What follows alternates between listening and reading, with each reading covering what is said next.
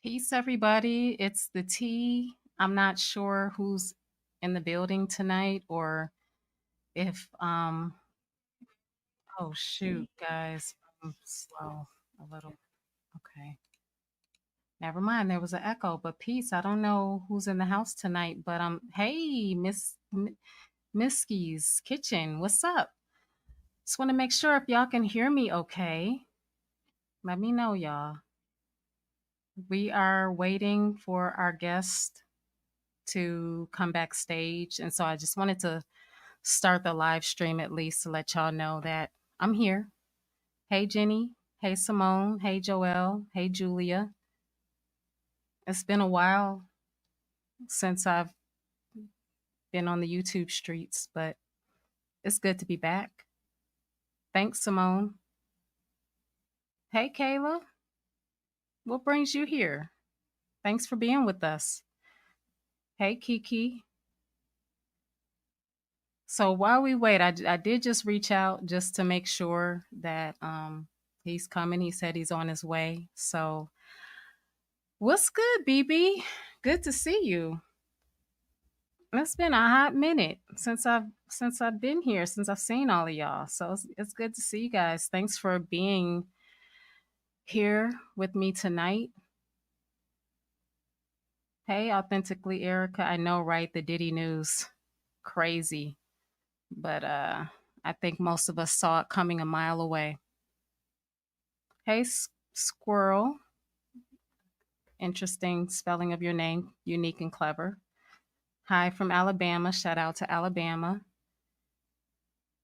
But you guys, I'm gonna let people roll into the room. Hey, Betty, thanks for coming back. Thanks for being here tonight.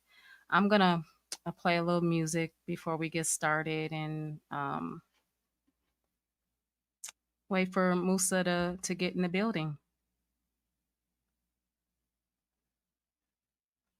Moose, it's gonna be an interview style. It remains to be seen, honestly. Hey, from Missouri. Missouri has a special place in my heart. My fiance's from Missouri, so it's probably hot there right now, temperature wise, weather wise, and I've grown to love the state.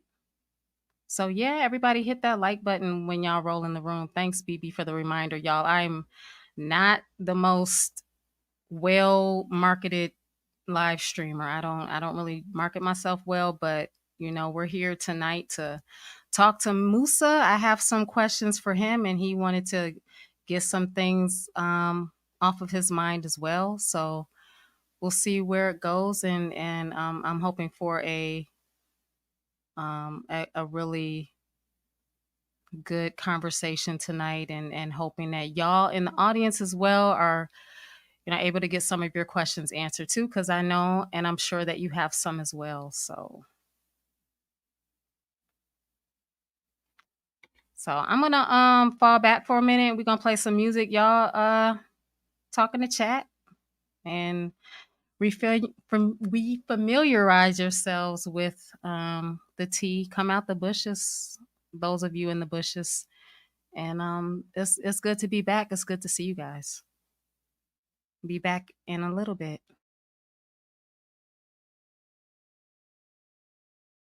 He had me blindfolded, couldn't see the truth. Thought I was chosen, yeah, I was a fool. Years I gave, and all I got was pain. Now I'm breaking free, no more playing his game.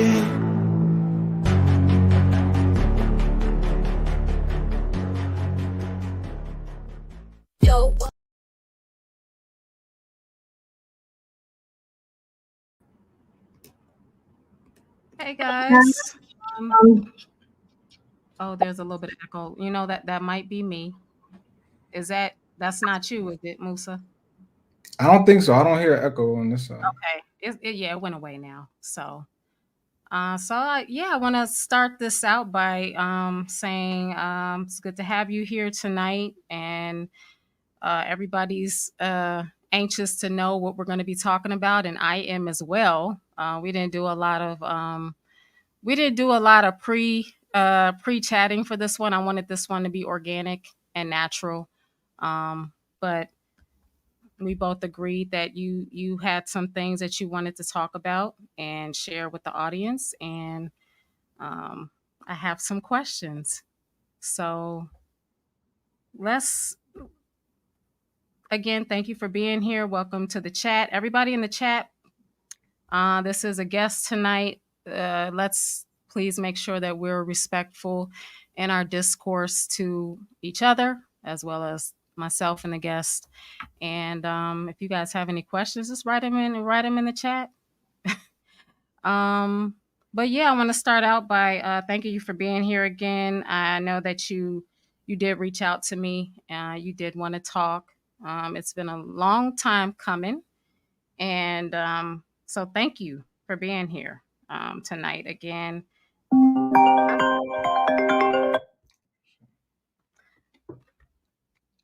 No, I can That's, hear. Yeah, I got a call. My bad. okay. Oh, shoot. Are you good? Good to go?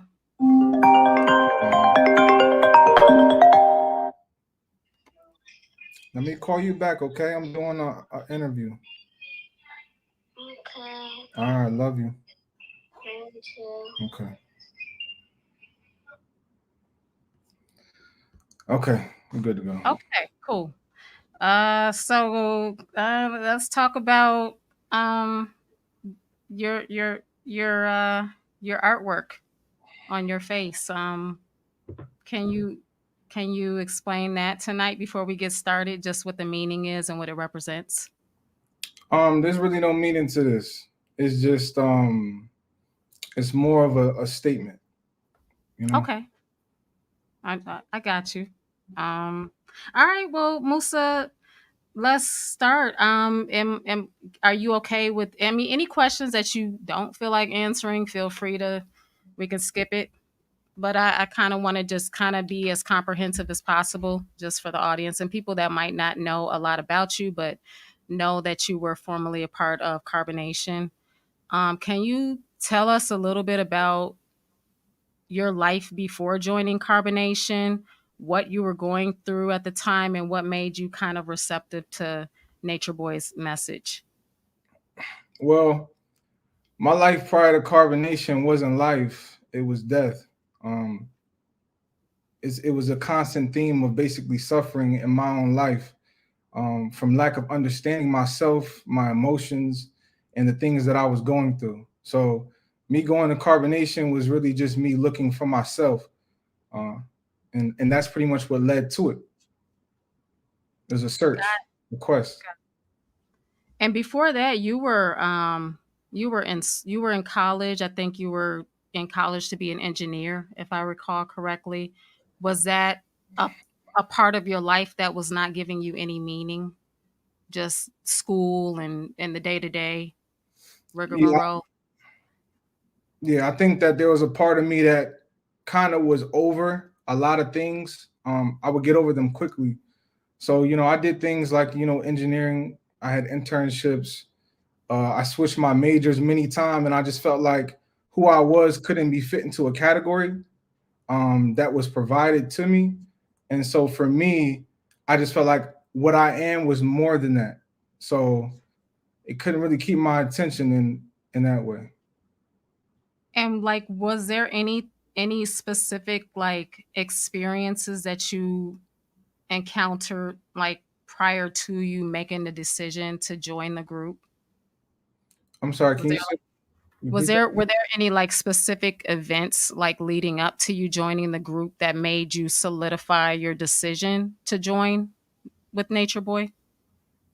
Are you saying after I had become aware of the Yeah, group? after you become aware, like I know that uh, a topic that has come up over the years was that you were in a pretty serious car accident, kind of before you joined the group. Do you feel like that accident and the aftermath kind of helped you to make your decision to kind of leave?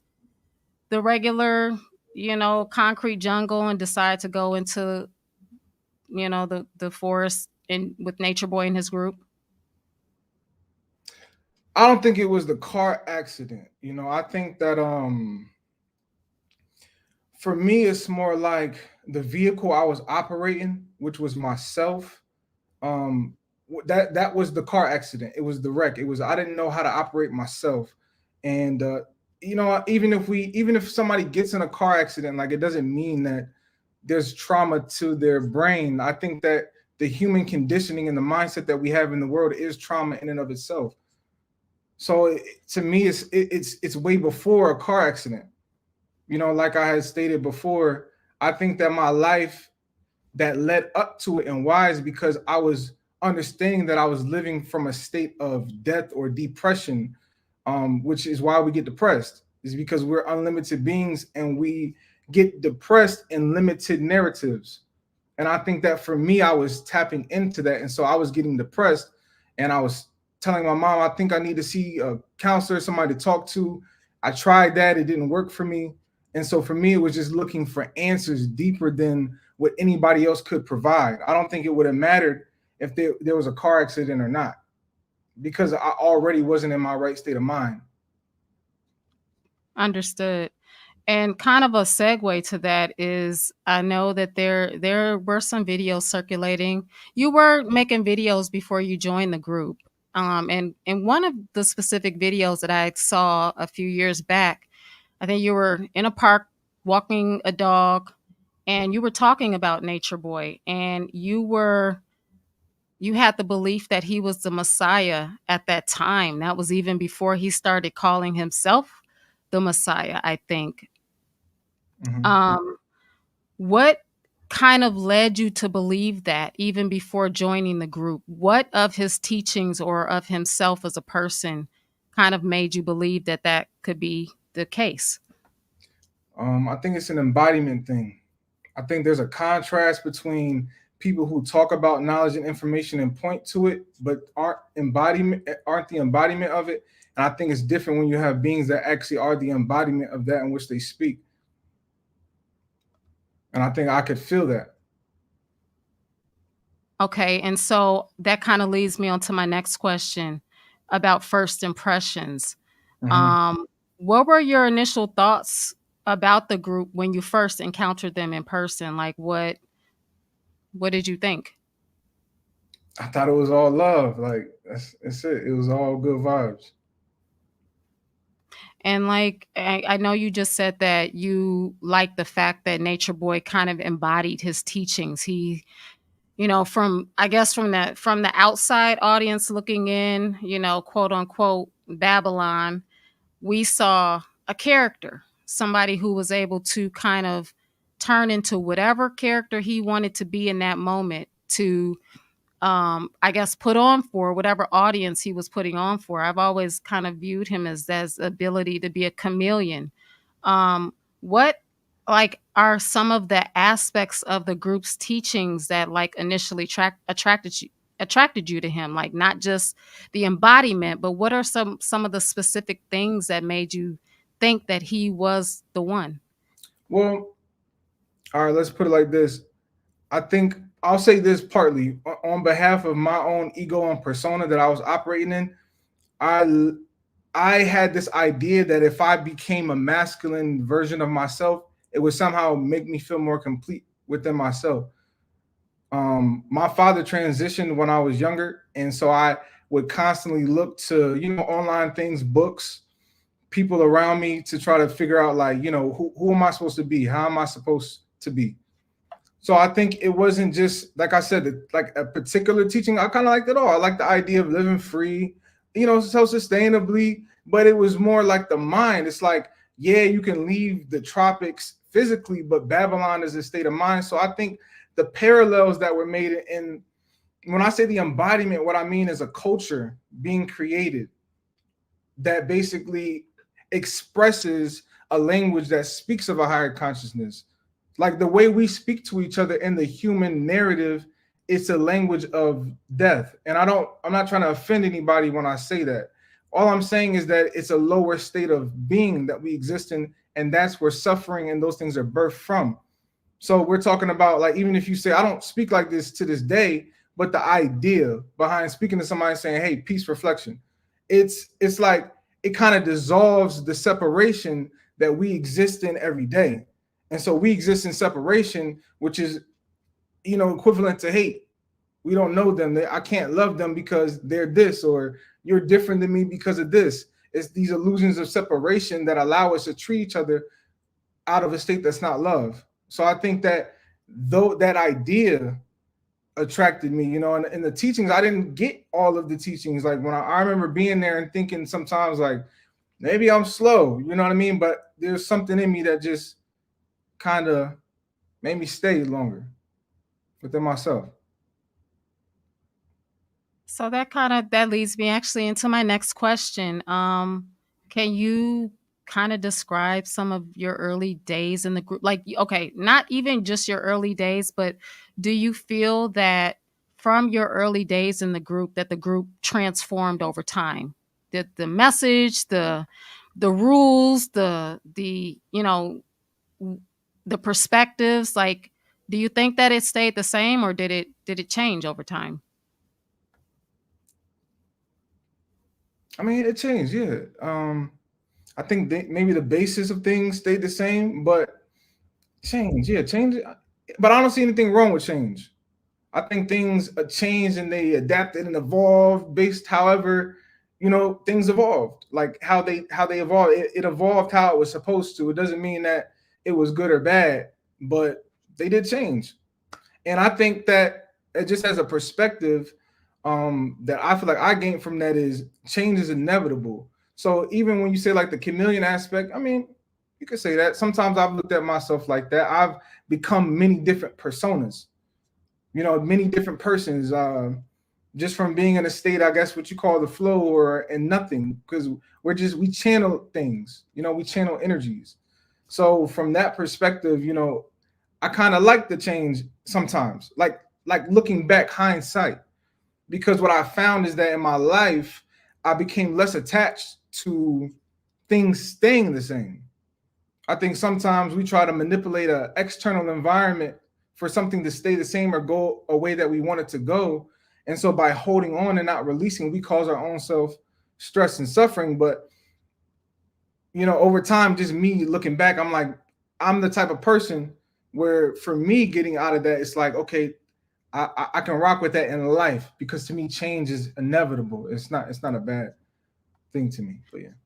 It really is inevitable, and that's why I kind of asked you that question because you you talked about how Nature Boy embodied his message early on, and that was one of the things that attracted you. And I think that's the main thing that attracted all of the members of CarbonNation, Melanation, and the Ethereans over the years. But if you're embodying your values and your perspectives and they change over time, do you feel that carbonation changed for the better? Or do you feel that it changed for the worse? Or what are your thoughts on that? Um, I think it's for the better. Like there is no worse. And if it seems like it's getting worse, it's only for it to get better. Because the getting worse is only a like an indicator, like a car indicator light, like your engine's light, like it's only coming up so that you can become aware of what needs to be changed. So to me, the fact that it became worse is like the best opportunity for anybody who wants to look at themselves and change that's a part of it, whether you're watching or you were in it. It's an opportunity. You know what I mean? Like that's how I choose to see it, because otherwise I could allow myself to be in a victim mindset. Oh, something bad happened to me. This puts me in a state of not being in control and being out of control, which is not a state that I choose to exist in. With that said, kind of like I'm curious about the group dynamics. I know you just shared your perspective on not really like going with the flow. You pretty much what you said is to summarize is that you went with the flow in the group, and obviously it was a choice that everybody made. And I want to assure you that not everybody is going to look at people that were, being led by Nature Boy as a victim. So that is a good mentality to have in this particular situation. That you weren't a victim, but like some of the other members clearly are under a spell, or do you feel that they are doing what they're supposed to do, or are just doing what they're called to do or chosen to do? Like some of the folks that are still in the group, or do you still associate yourself with the group, or do you still believe in carbonation? Oh, I'm sorry. I'm not laughing at you. I promise you. I respect everything you're saying. This is has nothing to do with you. I think it was the spell thing. You know what I mean? Because for me, it's not my job to speak on anybody else and where they're at or how they feel. Somebody might feel differently than I did in that situation. You know what I mean? But when I came out, when I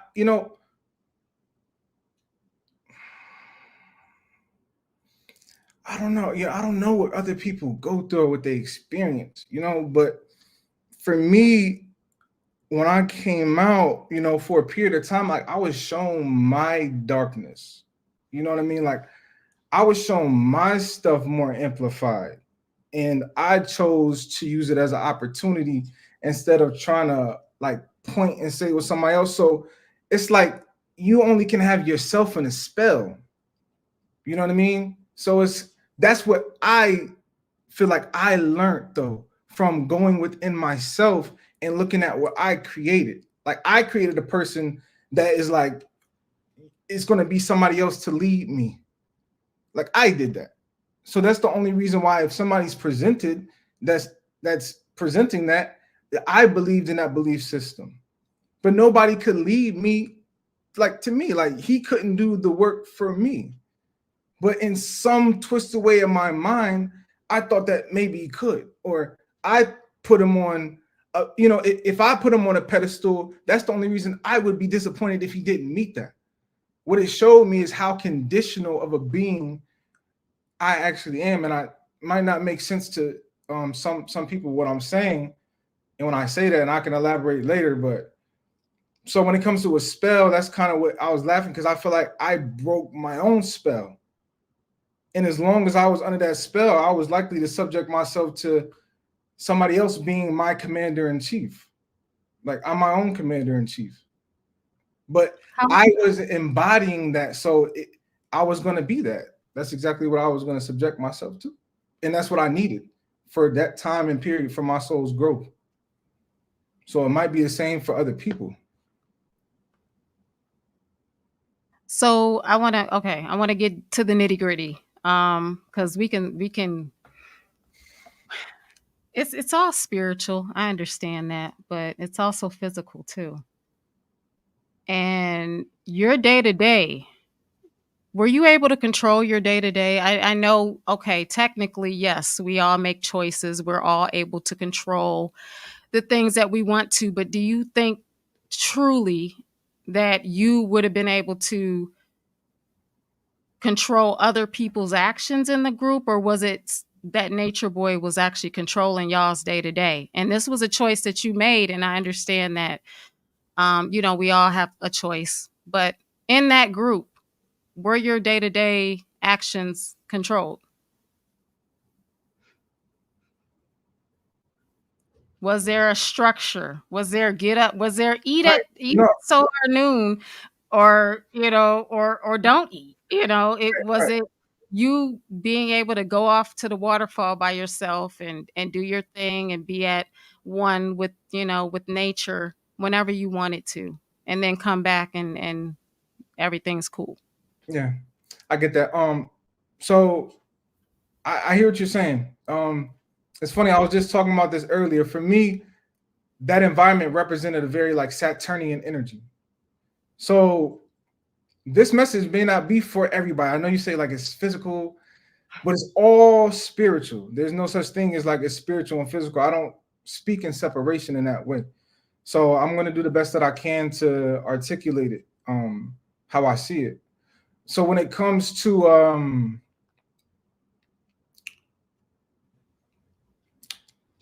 he was like a teacher. Everything is your teacher. It depends on what you get out of it. A little kid could be your teacher. Your cell phone could teach you something. So to me, what he as a being embodying in that moment was trying to teach me was that even though it may seem like my hands are behind my back, I'm in control. Now you might be like, bro, you sound crazy. That don't make no sense. Like he was just doing that to manipulate you so he could feel like this. And in some aspect, you might be right. But to me, as a creator, as a royal creator, as a divine being, and reclaiming my throne, I choose to create and look at it from the perspective of what it was showing me, based on what, because I didn't get it then. Like he might have said it like, if you're a master, you can control your reality with your arms behind your back, because it's all mental. Everything is all mental. So this is a walk that I was walking to in my life that I wanted to understand. And so I might not have understood certain things in the environment, kind of like a wax on, wax off. But at the end of the day, it doesn't matter about his intentions, what he was doing or structuring. It's, to me, I always will look at myself in terms of being in control, because I could have at any day been like, I'm gonna leave. I could, at any point in time, I could have made my mind up and been like, I don't want to do this. I'm in control of my day. You know what I mean? But if somebody else is in control, it's because I gave them the power to be in control of my day. So did you ever, while you were there for a few years, did you ever question his teachings or behavior to him directly? Were there ever moments where doubts crept in? Yeah. How did you reconcile those doubts? I didn't. I'm not going to sit here and say like everything was all like, I pushed a lot of stuff down that I, without even having full understanding within myself, you know, I pushed things down and just tried to look at things from a different perspective, give them the benefit of the doubt. But there was residues within me of, you know, those things building up and me not fully dissolving them or having a clarity. But so I've asked questions before, you know, and just kind of push it down. Didn't really think about it too much after that. That seems like a running theme in the group. Honestly, I think that all of you kind of had the same tactic for survival in the outside. And the outsider looking in's perspective, that's kind of a survival tactic. It's you know, if I you're it's almost like you don't want to, you know, even acknowledge what's right in front of you. And Yeah. it's I understand that. I guess from the perspective that you're saying it from, because to me, it's still kind of like a trauma response. You know, even when we choose to put ourselves in situations that probably aren't benefiting us spiritually, um, it's still gonna impact us. And what you described, in my opinion, is kind of a trauma response. Yeah, like I told you, my full understanding of myself, because I don't want to speak on anybody else, is that up until, I mean, now more than ever, I was operating under a traumatized mind. I think the mindset that causes us to experience pain, like suffering, they're good things to experience, to learn, but that we're not from that. You know what I mean? I just have to put that in a perspective. Not everybody may believe it, but I truly believe and live in the understanding that we are spirit beings first, then we're human. And I think sometimes we think that we're subject to the human experience just because we're in this body. And we limit ourselves to that, to say, oh, life is hard. This is just how it is. And we don't understand that the creative power that is God is always operating in us. You're always manifesting when you speak. You're always manifesting when you think. You're always praying. You're meditating all the time. You could be running, but you could be sitting down but running, because it's mental. So I just kind of chose to continue to operate in that. So when I chose to elevate and just kind of dissolve the human aspects of myself, I could look back with a different perspective and say, you know what? It seems as though my mind was traumatized all my upbringing. There's things before that in probably everybody's life, you know, whether they want to look at it or maybe they already have. For me, I hadn't. So things were just, this environment was nothing more than a place for me to, a place for me to continue to see actually the darkness within myself. As I got out of that environment and continued to experience myself, whether I tried to point the finger on this person or not, eventually I hit my own brick wall. Like, you can't point the finger at nobody else for anything. So it made no point at that point in my mind to look at what he did or why he did it, because that's a whole rabbit hole that is just not, for me, not worth going down. I'll do way better off if I understand my own self. So yeah, trauma response, I agree. I think that there's a whole lot of that going on. True. So like Musa, what with all that you just said, what kind of led to your decision to leave carbonation, or are you are you still with carbonation? Honestly, what? Carbonation, carbonation is it's a frequency. It doesn't even matter. It was about what it represented. I don't even communicate with nobody in the group. It wasn't about that. Whether he lived up to it and was it or not. If you really want to be real and you really want to look at the truth, you know, even if you look at what it could have stood for or what it could have been, like, are we going to embody it or not? It exists. What exists is us coming into the fact that we are gods and that we can change the narrative that we wrote. So if you want to call it that, you could call it that. But that's the whole reason that's really the main reason I put the 3 on my face. It's to say, like, bro, really it's all love. And at this point in time, it's like there was nothing to me done wrong. And I know a lot of people may be very sensitive to that because of the frequency in which they operate. You're going to be sensitive to what you are. So if you feel hurt by something that happened, if something irritated you that happened, something you did not agree with strongly that happened, it's likely to irritate you or bother you. But that's just the opportunity for something to come up within yourself that you can look at, because truly you're an unconditional, loving being, uninfluenced energy. That's who you are in essence. That's where your peace is. That eternal peace that we try to run for, and we want love. So we run the things in our environment to try and give us love. And I'm speaking from a space of experience with myself. So that group, that's my family. The whole world is my family, because past race or any of that thing, we all come from the same source. So if they're wrong and whatnot and rep, and like, I'm not gonna just like, yo, it's a 3 on my face. What's next? It's a number. And it's associated with this person that I have love for, and so I'm gonna wear it. So do you feel that there's room for you to take accountability for being and calling yourself a master teacher for years and teaching young, old, everybody in between, all, throughout the years, you guys preached a message and you called yourself a master teacher. And the message doesn't have seemed to really have resonated with the group's leader. You were a integral part of that group. Yeah. Do you take accountability for kind of putting out some of the teachings over the years that kind of kept changing over time? And I mean, and I'm talking every single year, every 6 months, there was no consistency. There was no continuity except for what was being shown to the audience, which seemed to be a lot of abuse. Unfortunately, we see it differently Okay. than you guys saw on the inside. No. Let me say this. The being that I was in the group is not the being that I am. There was a lot of things that were done that were outside of love. Okay. I want that to be known.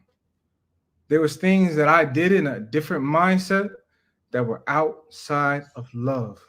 I'm not coming on here to speak as a holier than thou, bro. But I went places within myself afterwards that nobody could take from me. And there's only people who have went that far in themselves could even feel and truly understand what I'm saying. Even if they haven't, there's only you got to be real with yourself to really feel where I'm coming from. I had to go to places within myself where I didn't go to the parties. I didn't try to run to do this. I didn't try to run for the money and do this. I stayed a narrow path within myself and followed my heart. So certain things within the world or reality or the universe have opened up to me, and people will laugh at me because I'm making movements, but they don't even understand what's happening.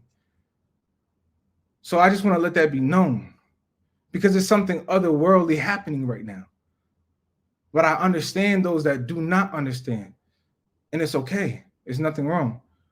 But there was a lot of things done not that were outside of love. I will say that.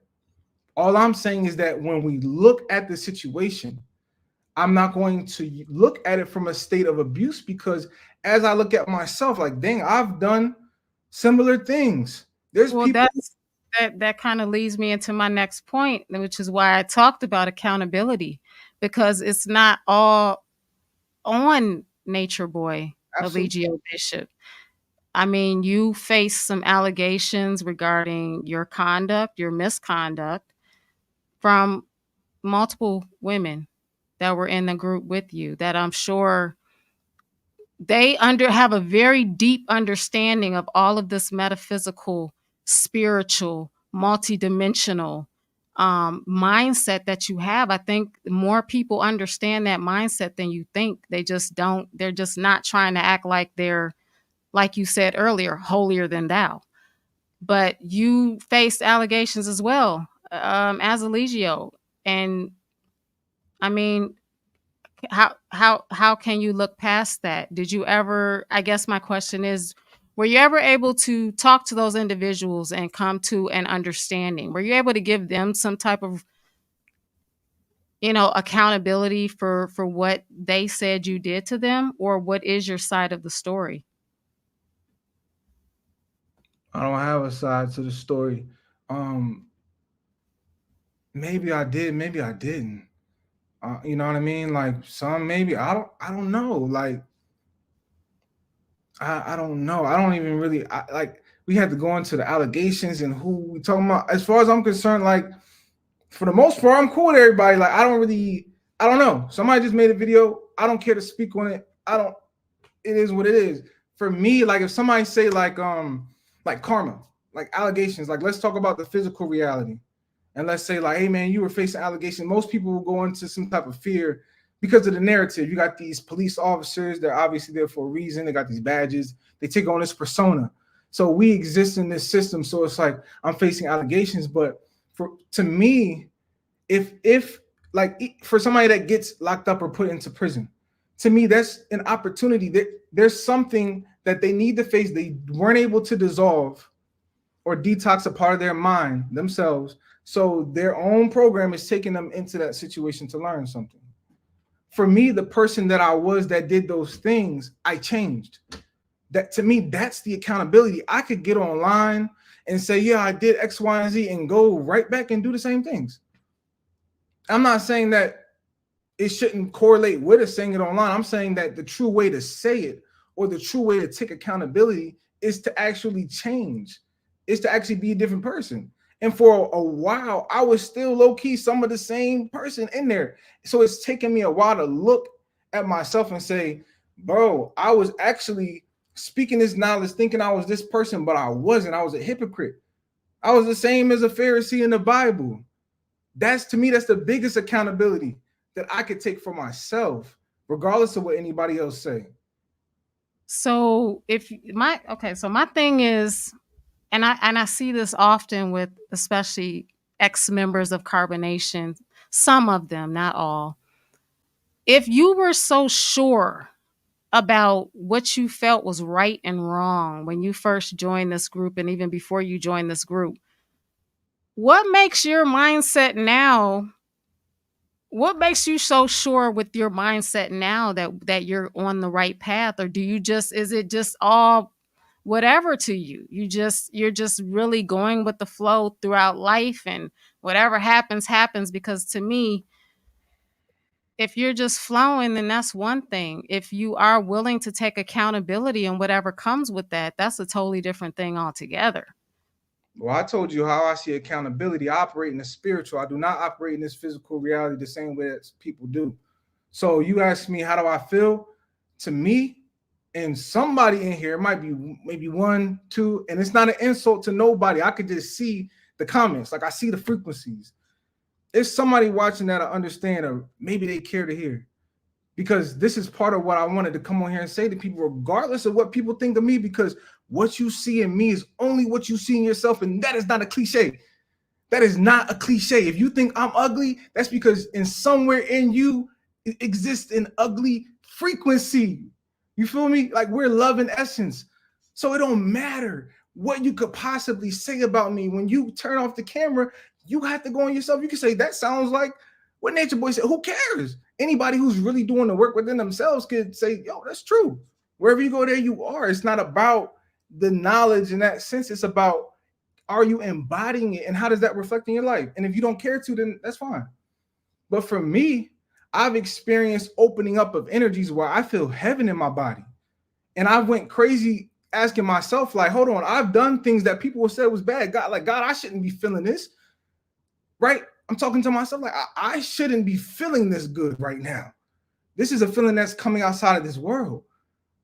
I've talked to extraterrestrial beings, like, and felt love from a whole different universe and galaxy without shrooms or ayahuasca.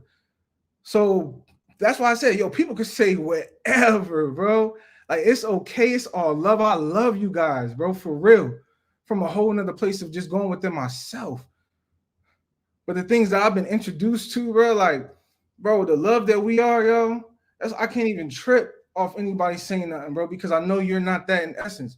If you're expressing anything outside of full love right now, I know you're just not operating out of your true self. And it's okay. Like, I love you. I love you.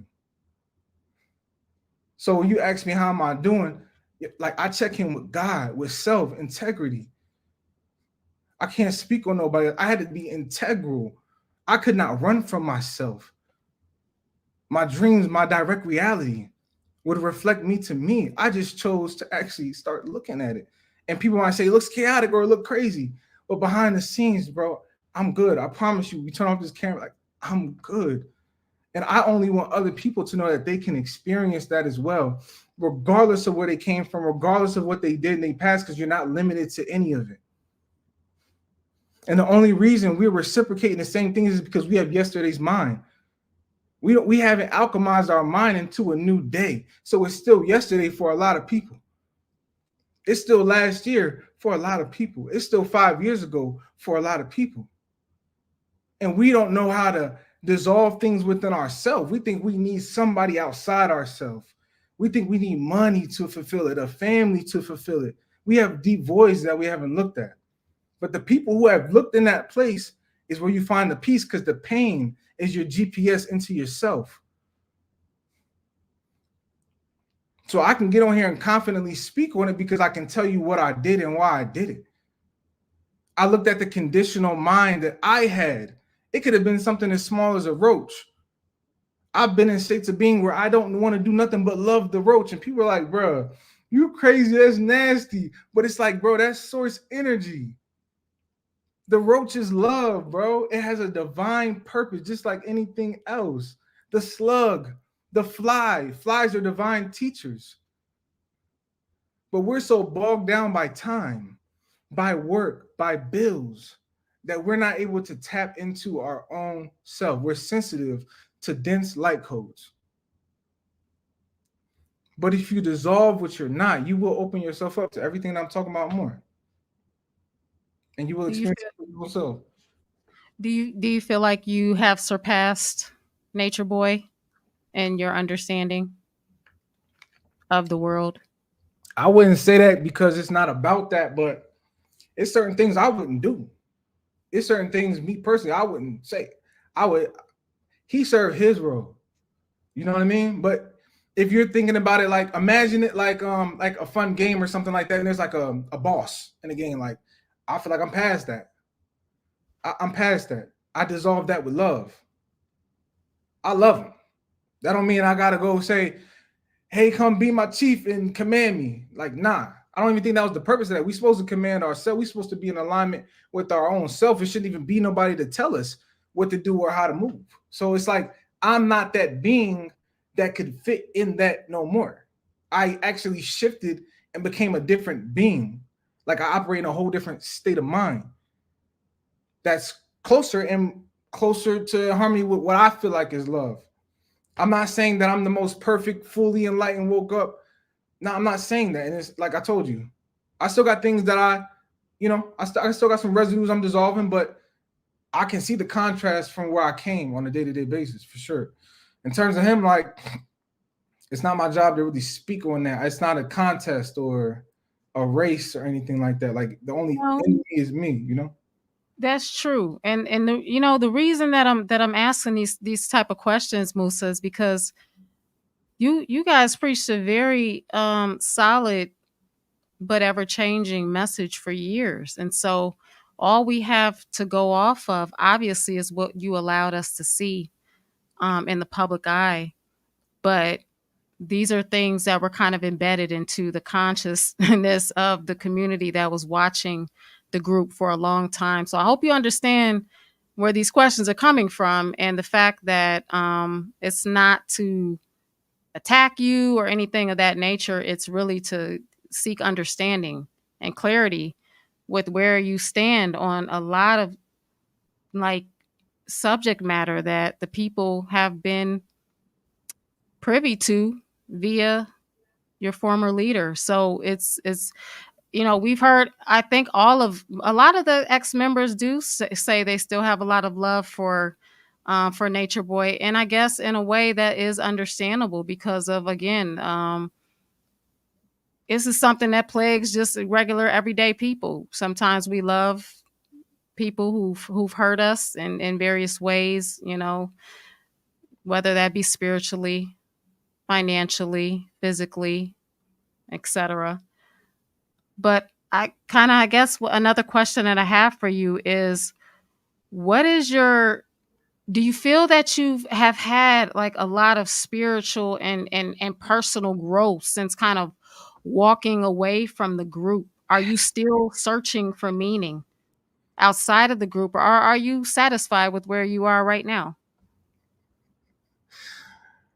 Man, bro, I'm good. I really feel like I'm good. You know, I feel like I'm good. I've grown. Like I don't separate spiritual from anything else, bro. And like I said, I'm not better than nobody else. I just focused on something different, and it was hard for a long time. It took me a while to get certain things down. You know what I mean? But I've just gotten to a point of feeling a lot more peace within myself, regardless of an outside circumstance. And I've just noticed, like, for example, you'll say, like, for me, the love that I give or extend is not because he was a previous leader of mine. It's like, why am I going to have any other perspective of it?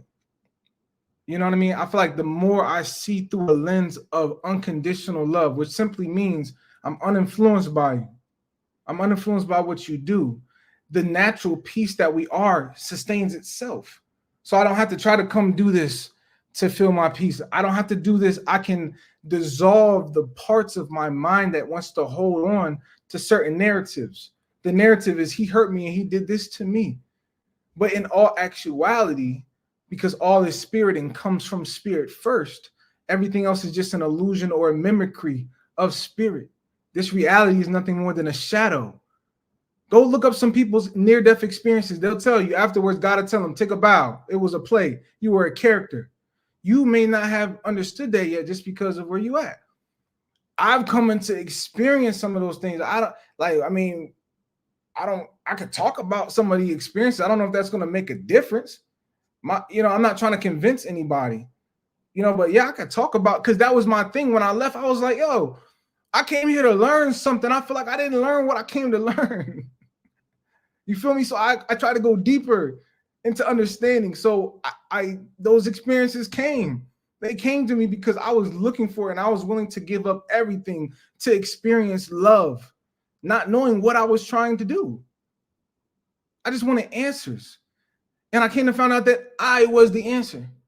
And everybody else is their own answer because the question comes from the answer. So it's more about going back home mentally to source within yourself, using the depression, using the pain, because it's compression into yourself to do internal work. That is the true shadow work. Dissolving this reality is the shadow work because it is the shadow.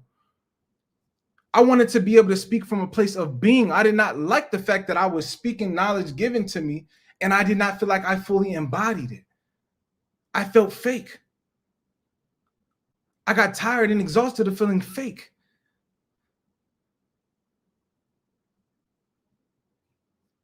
And like I said, I would talk about it. You know what I mean? I could talk about things that happen. It's been a lot of stuff that's happened. You know what I mean? Like stuff that most people probably would have checked themselves into a home. Like for real. When I tell people stuff, they're like, yo, I don't know how you sat there and dealt with that. I don't know how you faced that. Because I actually chose to become nothing in moments when things seem very scary. I allow myself to become nothing, which just so happened to be love. Just so happens that nothing, zero, is unconditional love. And it's the most powerful state of being you could ever exist in. It's actually everything. Who would have knew? That's true. But do you really feel that you had to go through someone reducing you to nothingness for you to feel that, or do you feel that that you could obviously absolutely obtain that in lots of different ways? Oh man, I'm so glad you asked that question. No, it doesn't take that. It didn't need to be that. But if somebody in that situation actually surrendered and gave it all up, they probably will wake up. Like, yo, I'm gonna be real with you. If they still there and they operating in a lower frequency like I was, you're not gonna really wake up. You know what I mean? Because it still might be things going on. Like, it's a surrender. Like, you don't understand. Like, it's a surrender. It's things you have to let go of. Like, whether you do it in this lifetime, like when just through your natural experience, or when you actually transition and you, what we say is die. There's a verse in the Bible. It's basically like some people will die as caterpillars and some people will become butterflies. Not everybody in this reality will become a butterfly. It just means a caterpillar goes to a high place to crucify itself in a cocoon. So it's really all about perspective. That environment could be the cocoon in which one crucifies themselves.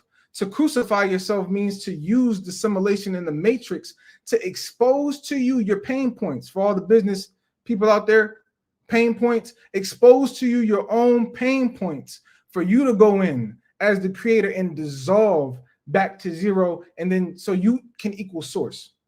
But it requires you changing your perspective on things like pain or somebody slapping you.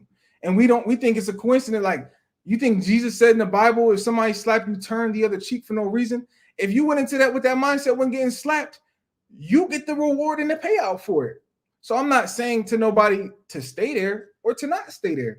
I'm saying that if you're going to do whatever you're going to do, just know that you can shift your perspective to something that this person could be acting from whatever space, and you will tap into a whole nother state of being if you choose. But most of the time it takes somebody being exhausted to want to just, okay, God, source, come and get me. Okay, I'm ready. It's usually what it takes. So Is that the point that you got to eventually? yeah, I mean, it took like I got there and then it was like more. It was like more. No, you gotta let go more. I mean, I'm still letting go of some, but all I'm gonna say is like, it ain't much more to let go of. I enjoy being nothing. You know, I was actually looking forward to partly making a fool of myself, putting the 3 on my face, because if there's something in me that's triggered by y'all saying something about me, then that's good. Let me see that so I can work on it. That was what this was an opportunity for. Like, trigger cam, that was for somebody in a mindset of like, all right, I'm ready to really dissolve my demons. A lot of people we wasn't. We were still searching for things. Like I was dealing with stuff with myself. Like I wasn't really as ready as I thought. It wasn't until I tried to get this and I tried to get this, and he's not the teacher I thought he should be, and she's not my woman, and that I'm searching. Somebody tell me what's happening. So yes, I think I seen somebody say, so it's shrooms. I did do ayahuasca. I did do shrooms. But after I did those things, Source came and cut my stomach off. And I wasn't able to eat. I wasn't able to take shrooms. I wasn't able to do anything. And for like months, years, I've been going through what people will call spiritual experiences. I don't need a psychedelic. Somebody just brought it to me about taking 5-MeO DMT. I'm like, yo, what you don't understand is taking psychedelics is jumping in the window. You're trying to look through the window at yourself. You're getting a peek. You're like, yo, let me get some of them heaven desserts. But you don't get to stay in the house because you're not of the house. You're taking an external supplement to experience the house that you already live in. So no, I don't care to do none of them. I don't promote doing them. But if you choose to, go ahead, because it did help to activate things in me. But you don't need them. I just happen to use them in my experience. So Musa, I kind of want to take a different direction just for a little bit. If you feel comfortable, how is your relationship with your children? I'm very curious about that because of everything that you said so far in our conversation. What is your choice regarding them and what they're taking into their little minds? So first, let me say this. For me, I don't see them as like my children as a possession. I see them as beings, and I love them. I love them. I love them to death. Like not to death, but I love them with everything of my being. So I have 2 children, right, that I help to portal into this existence that talk to me a lot. Talk to them just about every day. You know what I mean? And for me, it's like planting seeds, teaching them and showing them like, yo, choose love. Just telling them little things that I know that they're going to remember regardless. You know what I mean? But yeah, that was my daughter that just called. That's why, earlier. So I talked to them. Nubia, I don't speak to her right now, but I love her. I have dreams about her. I just talked to Tori not long ago. I don't think she cares for people to know that, what it was about. It's not important. You know what I mean? But for me, it's like I'm not in a space where I'm trying to say, oh, I don't have children. No, like I love them. And I know that they love me and they look up to me like, yo, you're my dad. So I'm not going to neglect that. You know what I mean? Like I want to treat that with care and with grace because it's part of a decision that I chose in this life, even if I choose to see it differently. So, I love them. I talk to them just about every day. Do any of your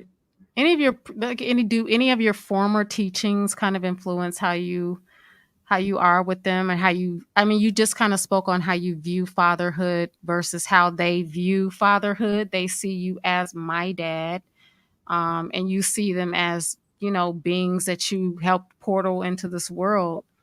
Are you gonna always be able to hold that role for them and hold that space for them as someone that they look up to and that for guidance and for support and for everything throughout life? Yeah. Anytime I'm here, I'm going to be love to and for them. And whatever that comes with it may not look like how it looks for somebody else. Like to me, love isn't what you give or do for somebody. To me, it's about what I can show them through feeling and emotion. Something that they can look to, that they can remember and feel, even if I was not there for whatever reason. But it's not like I'm trying to choose to not be there. And it's like, it's like my perspective and how I see it is like, I can't really fit it too much into some of the questions. Like to me, they're supported. They've always been supported. They're not even victims if I wasn't there. I just choose to be. because I care in that way. You understand? Like, but they're not victims, they're divine beings. They're divine ancient beings, just like all of you watching this. And I think at some point or another, whether in this reality or in another one, we'll wake up and remember that, wow, man, I chose to go experience that limited perspective just to understand whatever lessons it was that I had to understand. I just, because of my own growth, that's the perspective that I now choose to see things from. And that's my constant. And that's the direction I'll continue to evolve in.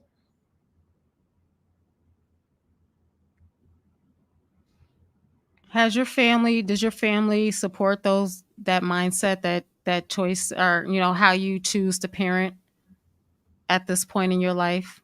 And when I say your family, like your mother, I know that she loves you dearly.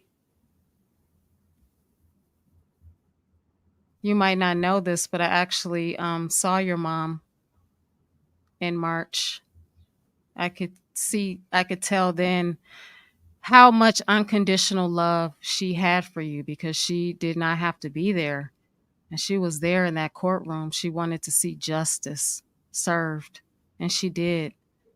How's your relationship with her? It was for me, seeing her there showed me the depths of a mother's love for their child, no matter what. How's your relationship with her now?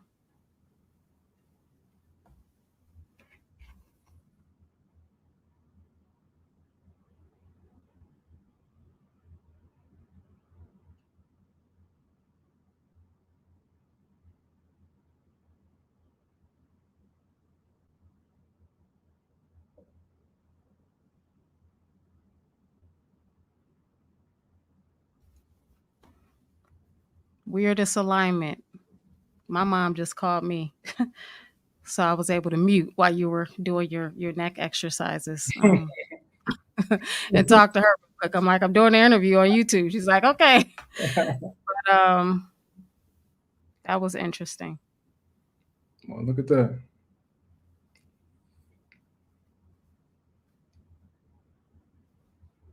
Is Some, there? man. Oh no, go ahead. Go ahead. No, I like looking at the comments. I think that it's just interesting. Sometimes people think they really know something and they might not. And so it's like people will say it's hurt, but it's not hurt. And I'll tell you guys what it is. It's not, I know she loves me.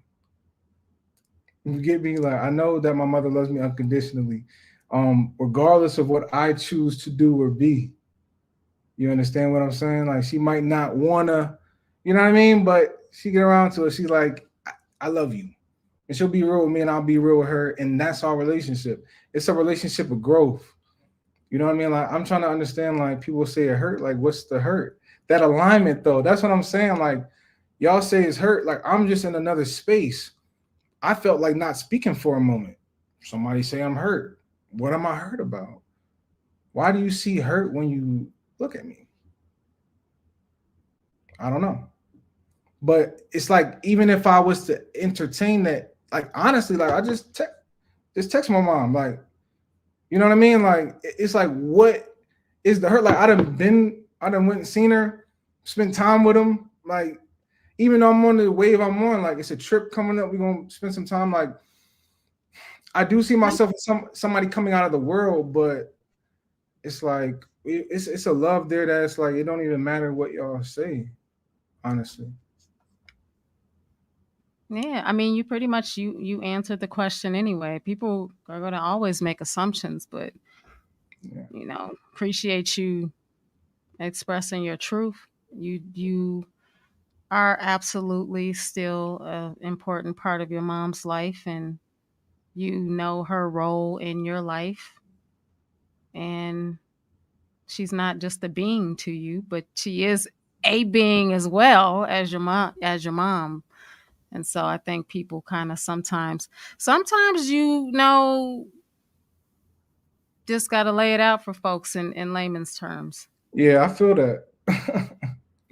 so they don't have to make assumptions. But Yeah. that's good to know that you are a part of your children's lives, and that is still something that is important to you, because one of the things that we saw over the years, watching the group, watching all of you within the group, including you, was a kind of what seemed to be a public disregard of your children, even though we didn't know what was happening behind the scenes. Yeah. um Publicly we were being told one thing, and other things might have been happening. So I think people make assumptions based on a lot of just what we saw publicly, and I guess it is what it is. You feel like I made a disregard, like I told you. Just the group, like, the teaching was to, leave your kids at home with whoever in your family. I'm not saying you specifically. I'm saying this was something that was a part of the carbonation creed, kind of. Yeah, like the denouncing of stuff. Just like, come, if you're gonna come, you can't really bring your children for whatever the reasons were. Do you feel, I mean, how was it over the years with you not physically seeing them, or were you able to get away sometimes and to go see your kids while you were a part of the group?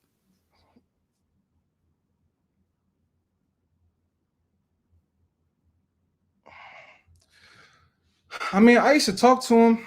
You know what I mean? I used to talk to him on FaceTime, but like, yo, listen, I subjected myself to an environment where, let's just say, like, if I wanted to have brought them, it would have been in a very like certain way, and it probably wouldn't have been best maybe for them in their journey, which is why it didn't happen. Right.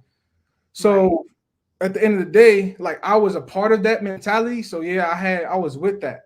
But all I can say is that from a broader perspective, because I don't, like I said, I'm not speaking on what he did and why he did it. I'm not even saying it was bad. I'm not even saying that this is bad, because it's all about perspective. Okay. All I'm saying is that on a broader perspective, when it comes to a Christ mindset, right? When it comes to, let's not even call it Christ. Let's just call it coming into yourself of who you are, like as a divine being. It is, let's just say, detached from the human narrative and perspective of things. It does not mean that you have to choose to do that, but it may come with the being looking at his children differently than he did when he was in a different perspective. That's a thing that exists. Even if you look at Jesus, they said, your mother and brother here. He said, who are my mother and brother? Like, my family do the will, because we are all family in Christ. We are all family on a certain frequency. But down here in these frequencies, we exist in separation, which is why y'all think y'all can just say certain things about me, but you only talking about yourself. And if you really was tapped into the spiritual world and you seen what you was creating, you will be scared of yourself. That's the truth. Whether you want to accept it or not, you don't have to. That's the truth. That's the truth. You haven't looked at what you created, because you're projecting. That's all you can do is project. You're in your own reality of your own five senses. And whatever I do and how that comes across in your mind and how it makes you feel is who you are. That's the point of reality. So we talk about the narratives and how's he doing with his children, and did he get a job? Did he graduate? Yo, I could do all of that. Sure, blah, blah, blah, blah. None of that will equal up to what I am. There's nothing in this world that can equal up to what you are, which is unconditional love, which requires you to take off what you put on. You take it off because you're God in essence. Zero, like in tennis, is zero. Zero is love. So when you have all these meanings and definitions, he's weird because he does this. You are the weird energy, ma'am. You're vibrating at that frequency, sir. It's like you smelt it, you dealt it. You rhymed it, you crimed it. Where are the people that really want to do the work at? I see past all of that. This is for the people that want to do the work. This is for the people who are tired of their own suffering, bro. Y'all think I'm coming up here I'm coming up here with an actual solution that you could take for yourself, because I promise you on everything that I love, bro, I'm not trying to get on here and boast on nobody. I'm just saying, bro, ma'am, ma, pa, whoever is watching, you can experience love within yourself that is outside of this world, bro. And for me, being somebody that had gave somebody power over myself as God and reclaim my own power. Let's just say it was like the bigger the pain, the bigger the payout. And I've experienced it. So I come with a message like John the Baptist. Like I speak differently. So John the Baptist is the rooster. He speaks of the day. This is all night. There is no night and day, bro. It's perception. Are you in darkness or are you in light, bro? Darkness is the night. We are night. This realm is night because we can't see, which means we can't walk. To walk isn't to walk with your legs, it's to perceive properly. That's what it means to walk. So we're trying to walk in the dark, but we can't see. So we point the finger, you did this, you did, but you turned the light out. But you don't even remember that your finger's right on the switch. You hold on to the stuff that's blocking you from seeing clearly. So I just want people to know, like, listen, bro, like, you done seen other people that went in the same group as me and left. We all are our own divine creators that can choose what they want to be and what they want to feel. And it's all love. It doesn't make me better or worse than anybody else. All it means is that you are the way if you choose to see it that way. And so I come on here as a testimony of that. Somebody that went from from reading and repeating what this person said. Hey, baby girl, I'm still on the interview. What? You're still in the interview? I'm still on the interview, yeah. It's a little long, but it's going good. Could you just talk with me for a little bit?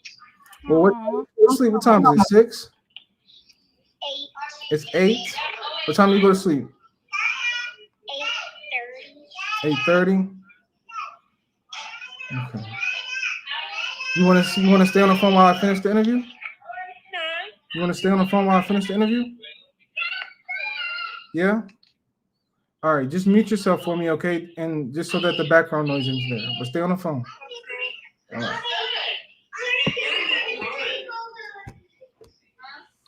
She's got good timing because we were about to be wrapping this up anyway. So Okay.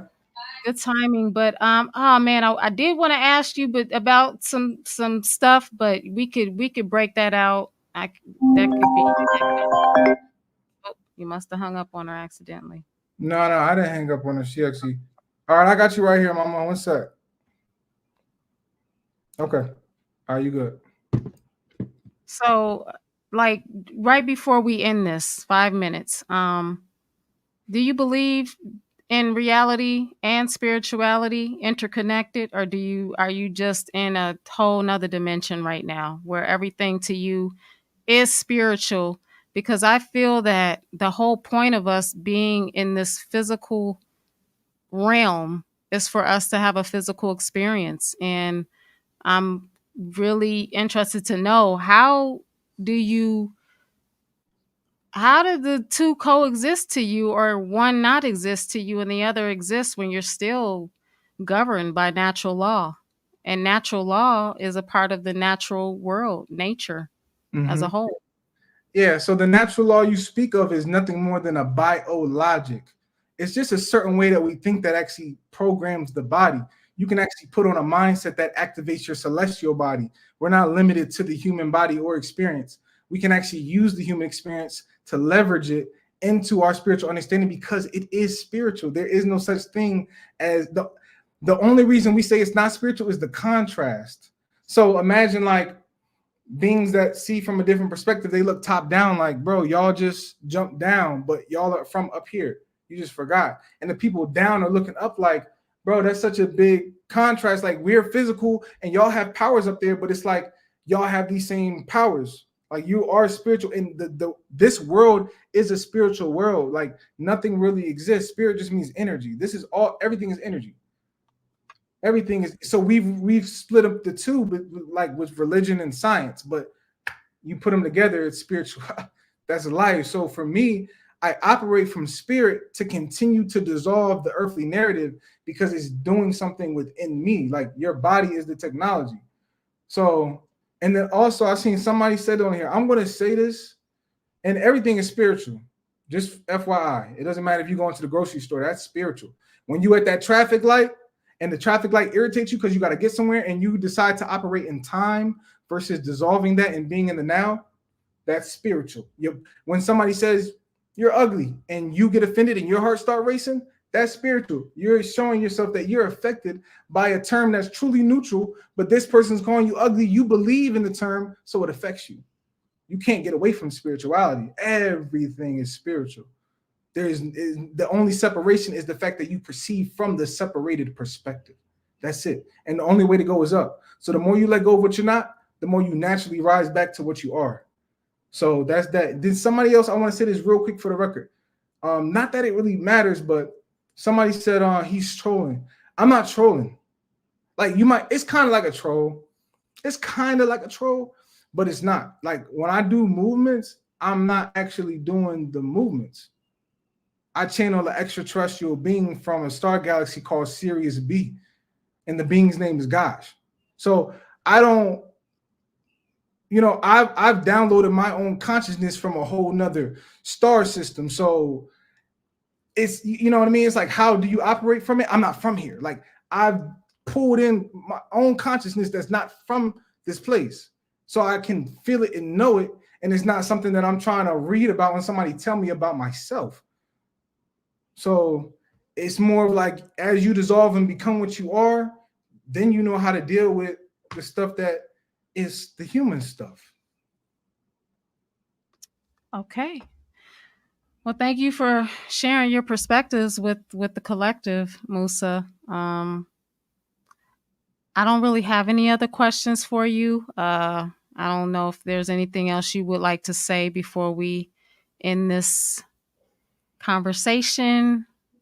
I do appreciate you checking the comments and answering some of the questions that you saw in the comments as well. But the stage is yours, and then we can let you get going so you can call your baby girl. Thank you. I think she's still she's right here still. All right. So what I want to say is that I give you guys my word. Like y'all, somebody said like extraterrestrials and stuff. Dogon is kind of like that. That's real.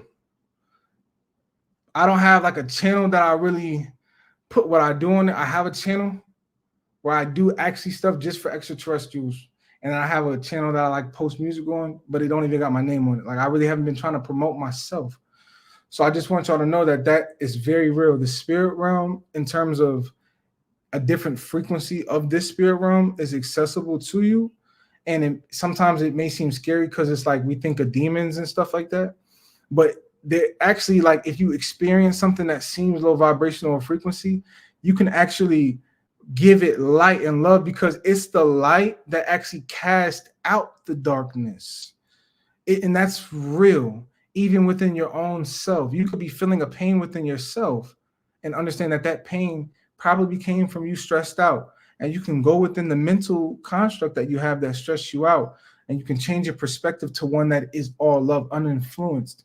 Not like this person hurt me, but I still love them. Like, no, this person doesn't know what they're doing. If you can get it to that point, just, I dare you, like, just you wouldn't be looking at me like I'm crazy. You wouldn't, because you would feel it within yourself. So for those that just care to look at themselves, and I just want to say that the answer is love, bro. Ma'am, sis, divine beings, I love you all. The answer is love. Unconditional love, not what you're willing to do for somebody or somebody do for you. But can you love somebody and see past, actually dissolve what it is they may have done, you feel like they may have done to you? And when you are exhausted of things hurting you, when you are exhausted from things taking you outside of your peace, you will find God, and God is within you, and it is love. I give you my word, it is love. And it is a feeling that is out of this world. It's a peace that is out of this world. And we don't often reciprocate it here. We don't reciprocate it here. That's why I can't feel no type of way about any comments when people are not in love. You obviously operating from darkness. I have more compassion for you. I have more compassion for you because I know what comes with that. I know what comes from operating in darkness, which is sleep. We think ignorance is bliss, but that type of ignorance isn't bliss. You feel me? So just take time to pay attention to your energy if you care to. If you can maintain that state of peace and balance without having to go meditate, without having to take this morning tea, without having to take a shroom, when you can get to that state here, watch what happens. Watch what you start to activate in yourself. You won't be starting to look at people so crazy. Even Alihio Chief, even if you look at him, you be like, I see what he was tapping into. He just grabbed stuff how he grabbed it. He got caught up how he got caught up. But hey, we all in the bucket. We all trying to get out the bucket. Really, we in the bucket. So it's like, of course, somebody gonna naturally try to pull you down if they below you. Like they haven't got out the bucket to see yet. To be able to help somebody else, you got to pull the plank out your eye and then you pull it out your brother's eye. So we just judging from perspectives that like half baked, not even holistic judgments. Like it's all love. Like nobody could do anything in here or say anything in here to hurt me. Like you couldn't. Like I will love you, bro. Not from no fake. Is love. Like, bro, tap into that for real. Really choose love. Stop being scared. Stop acting tough. What are you acting tough for? Like, come on, bro. Let the facade go. You acting tough for it. Come on, man. Let it go. That's not tough. Like, it's okay to be weak in a consciousness that's limited to days of the week, bro. It's okay. You're a divine being. It's okay to feel weak. It's okay to be depressed. Follow that. Follow it within you, yo. You'll tap into everything. You're prepackaged and perfect. You're prepackaged and perfect. God made. And I'm not saying that to make you feel good because you're not going to feel it unless you do the work. I'm saying that because I'm going to remind you. Musa is nothing. Musa is only now a representation for love. That is final. That's that. That's all I care to speak on. You see me, I remind you of you. That's it. Who I am is not important. It's really not. I know the role that I played as a character, but it's just a character and it'll dissolve and go back to dirt. This body will go to dirt. So what we talking about end game, like where are we operating from? So that is what I have to say and what I will end on, man. I love you. I love you all. Okay, Musa. Peace to you, and keep elevating. Thank I you wish for you having well, me. and I sending love to your mom. Send our love to your mom, please, and your babies, and to your children's mothers as well. I'm gonna take care of yourself, Musa, Always. and don't join no more groups. I am the group. I don't need to Don't join the don't group. do that to your mom, okay? It's Just not about what I'm doing to her. I can't do no, nothing. I know, but you still gotta look at it from the other people's physical. Your mom's not where you're at. I'm I, just saying, for I her sake, just have compassion. I have compassion. But I know that's everything's it. happening divinely. This is Just- happening divinely. I'm just it's just a gentle reminder as a mother. That's all. I understand your perspective and That's it. I honor it. I honor your perspective. Thank you for sharing. All right, go get your baby girl. She's blowing you up. I know. I'm about to call her back right now. She want her daddy. I'm about to call her back right now. All right. Take it easy, Musa. Peace. We gonna still be here. So Oh, y'all gonna leave? All right, cool. I'm out. we go. You can jump off if you want. All right, cool. Yeah. All right. Hey y'all. um. So yeah. Thanks for being in the chat tonight, guys, and yeah. There was a reason that I had to keep my cam off tonight, so I had to do that because some of the faces that I was making in the background, I couldn't, I didn't want to share with y'all. So, um, yeah. But no, thank you guys so much for being here tonight. I know it's been a while since I've been around, but you guys, I want to tell you before the live ends as well. There's a journalist that writes for the Rolling Stone magazine, and there's going to be a little piece in Rolling Stone magazine in November. I will remind you guys as it gets closer to that date, but they're going to be doing a story on the conscious community as a whole, and they're going to be talking about carbonation as well. And they had interviewed me and a bunch of other folks in the conscious community. So looking forward to seeing what he comes up with. Honestly, so very very good writer and journalist for Rolling Stone. So that's coming up in a few months. And yeah, Woo is. Let me go ahead and pin that comment, BB, because yes, you guys, and when you are a God fearing person who was, most of us was probably raised Christian.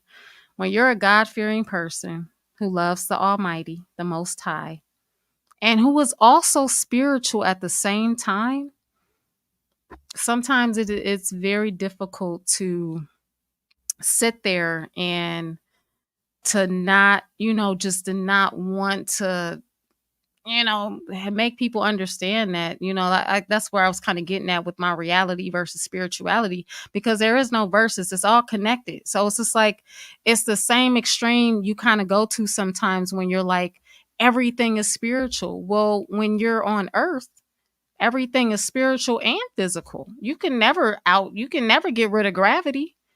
You can never outrun the physical in this existence. And that's the one message that carbonation at the group never really got as a whole. You can't outrun natural law. Period. You can be spiritual, but damn, be for real too. Be reality as well. Like be for serious, like the kids say nowadays.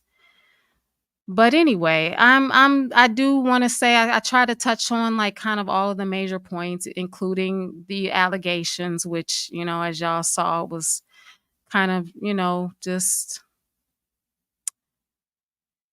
you know, a little glossed over, but I did want to make sure that I touched on things that I thought were important to talk about. But, you know, it is what it is. Thanks for being here tonight, you guys. I think that I never got a chance to do my podcast about Nature Boy getting poked in prison.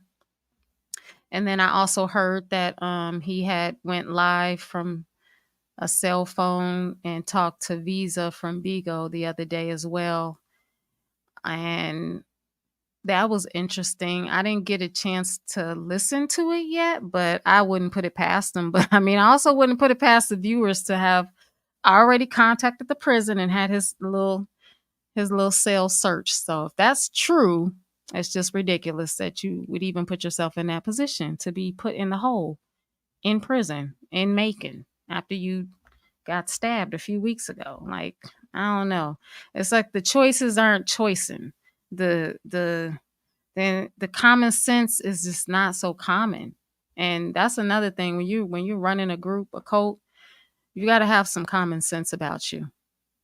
You really, this should be a requirement for being a cult leader, is to possess common sense. Since it's legal to be a cult leader, yeah, you should not be allowed to be one without it, because ridiculous. So you saw the video, some sassy. I wonder that he is so ridiculous. Just characters. Just playing characters. He could probably do the voice change himself. He can actually do voices. He used to do DMX and um he used to do a lot of voices, so I believe that he could definitely get away with that. But I'll to see if I'm gonna check that out. I know that the girls also went live. It's a lot of incidents that have happened over the past 2 months that I haven't posted, but that I haven't really gone live about. I've been mad busy in my personal and professional life, so that's no excuse. I apologize. I'm gonna try to kind of share my thoughts because I did want to do a reaction to the girls live stream after Nature Boy was violated in prison. And I probably still do that because I did actually screen record that. I just never posted it. But I'm probably gonna do that and we'll go live and we'll watch it and talk about it and just see how some of the same ideology is just after 6, 7 years is still running so strong. It just shows the strength of programming and manipulation and the power of it's the power that it can have over you. Goodness. But anyway, y'all, I'm probably gonna be getting off this live, you guys. I will try to go live again very soon. Like I said, I'm gonna do a reaction to that. I don't think everybody has seen that video yet, but it was really telling, and I thought it was interesting that they removed it from the Instagram, which could have something to do with his appeal. I know he has a lawyer now for his appeal. She's a black woman, an esquire. I guess they scraped together the funds to do that. And we'll see what happens, but he's got to get his motion for retrial denied first, which I believe will happen as quickly as possible. I think Georgia's court system is still a little backed up, but I think they're going to be moving those cases right along. I know Zoka's case is still moving along. They dropped one of the charges, which I think was the trying to evade arrest charge, but the other charges are sticking. So it'll be interesting to know how that case is judged. She has the same judge, Stacey Hydrick, that Nature Boy did. So this will be interesting. But yeah, I'm gonna get going, y'all. Oh, hey, Medea. I wasn't even watching the chat.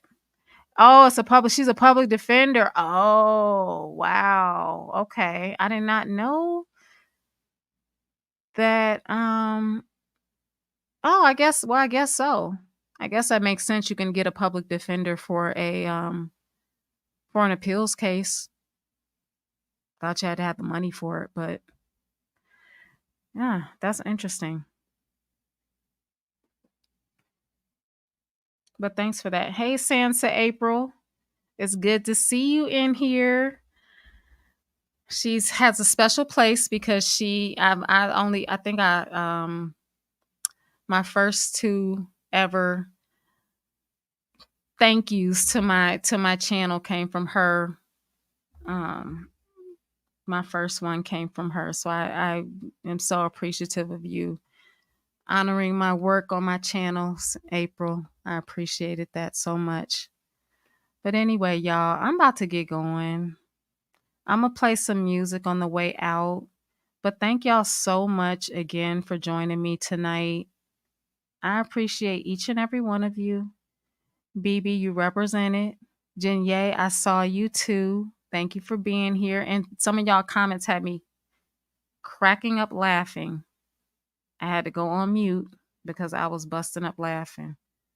Especially it was one question talking about what's the name of the extraterrestrial again, and then somebody else said, "Are you trying to recruit souls to take to the planet?"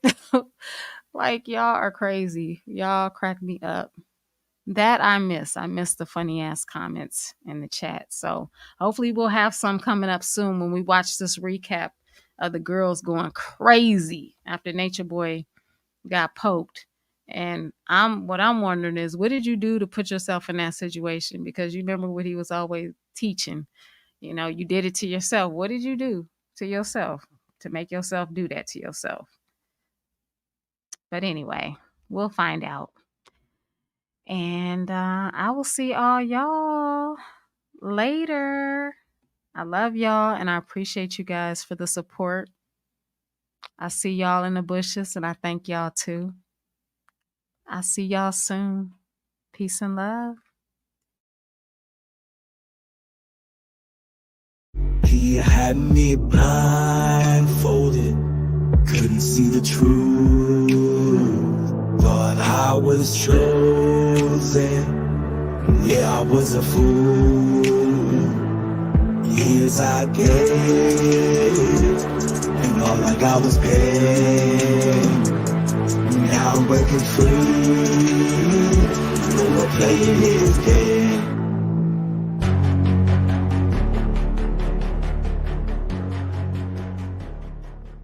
Yo, welcome back, we got some tea to spill. It's your girl, the T, and we're keeping it real. Alicia Bishop, 3 gods his name. From cult leader to innate, now he's feeling the shame. Playing CarbonNation, had folks in his grip. In the jungle, living wild, preaching nonsense and shit. Cut off from fam, gave up their dough. Thought he was a vine, but the court said no. Nature Boys are making, locked up tight. From the jungle to the cell, he's losing his life. Followers still screaming his twisted game, but we're here spilling tea, exposing his name. Trial was lit like a movie scene. Testimonies, evidence, crime so mean. Rape, false imprisonment, revenge porn too. The jury saw through, said we're done with you. Judge said life plus 10, take a seat. Called him a manipulator, brought the heat. Now he's in making, no control, no fame. Just another inmate, no more twisted game. Nature Boys are making, locked up tight. From the jungle to the cell, he's losing his life. Followers still screaming his twisted game, but we're here spilling tea, exposing his name. Life in making, strict and cold. Wake up calls, roll calls, stories told. Safety's a struggle, gotta watch your back. Mental toll's heavy, it's a different track. Followers outside still preach his word, but we're dropping truth bombs, making sure they're heard. Dangerous ideas, toxic as they come, but the T is here, banging on the drum.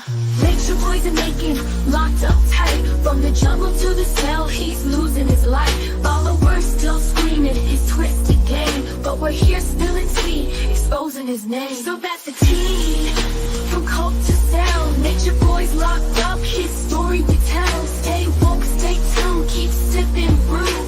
This is the tea, bringing the truth to you.